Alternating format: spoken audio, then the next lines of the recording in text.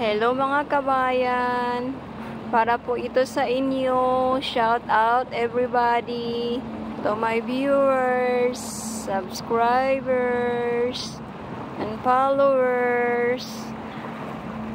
Love to share for all of you.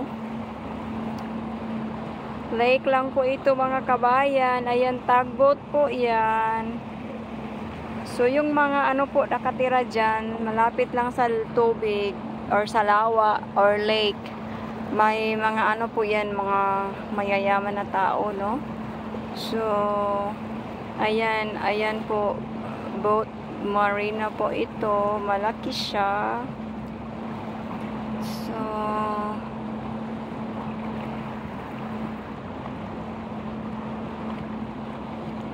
So, ayan po.